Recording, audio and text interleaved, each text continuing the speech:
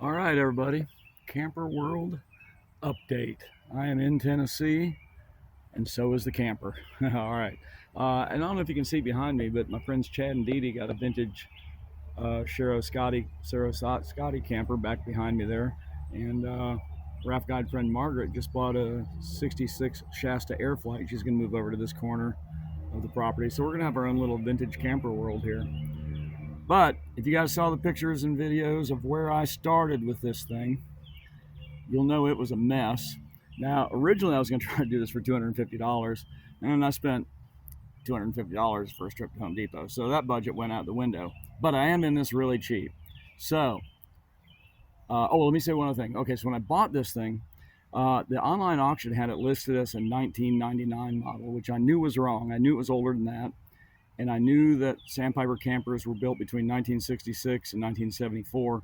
Once I got digging through the paperwork, all my bill of sale and everything was correct. It is a 1969 Sandpiper. All that was correct. They just had it listed wrong on the auction. So anyway, if you remember what it looked like before, here's where we are now. All right, we'll do a quick walk around. I'll take you inside. Ooh, dirty laundry. All right, I added the awning. That was not too big a deal. It's $54. I'll talk about more of that later. It's nice black and white fade awning. Found it on Amazon, 54 bucks. It's not a vintage style awning or anything, but it works. All right. Oh, there we go. Yeah. All right. Little step here. This thing's got a really high step in, so I needed the step to get in here. All right.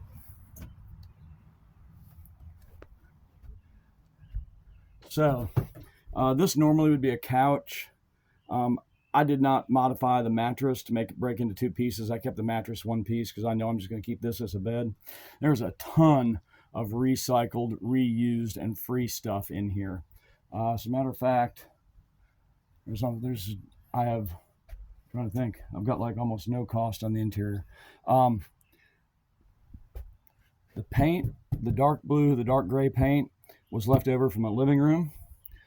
The white ceiling paint my friend Terry gave me. Actually, I got to give a shout out to Terry. This project would not have happened without her. She does commercial interior design. She gave me the ceiling paint, the unusual gray paint for the walls, the flooring, the LVP flooring. All came from her. No cost. It was left over from projects she had. Anyway, and then the dinette, I paid $70 for, but the couch I was going to put in that spot I sold for $80, so I actually came about $10 ahead by swapping to the dinette. All right, all the wood is recycled pallet wood that I had. The galvanized is left over from a porch roof that I made. What other sort of recycled crap do we have in here? Oh, Terry gave me this carpet too. So a couple of the sections of the wall I didn't want to bother with the detailed carpentry, and just put some rough paneling up there and then covered with carpet, which I think actually came out looking pretty cool. Did the same thing back here too.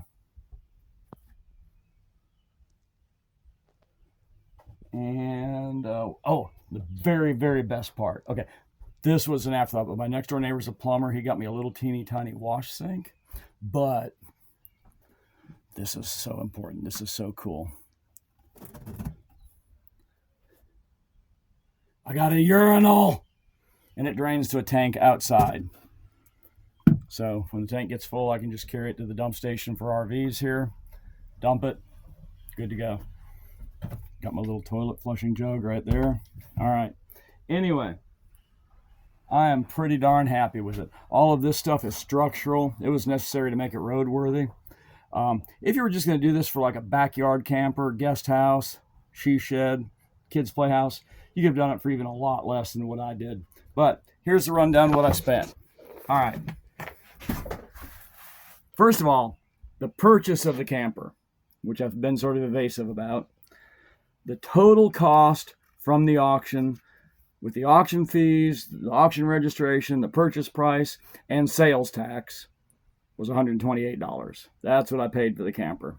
All right, I spent $250 on lumber, spent $150 on exterior paint, screws, miscellaneous hardware, the knobs for the cabinet doors, and some stuff like that. All total, that's $528. So you could have had a camper you could sleep in and is basically structurally sound for $528. All right, I added the awning from Amazon. I had to modify it to make it work because I wasn't sure if it would, but it did. Awning was $54. Tires were about $125. And the catch can for the urinal was about another $25. So all told, I've got a roadworthy camper that I towed up here yesterday for $732. And it's not the original target of $250, but I'm pretty damn happy with that. And I slept good last night.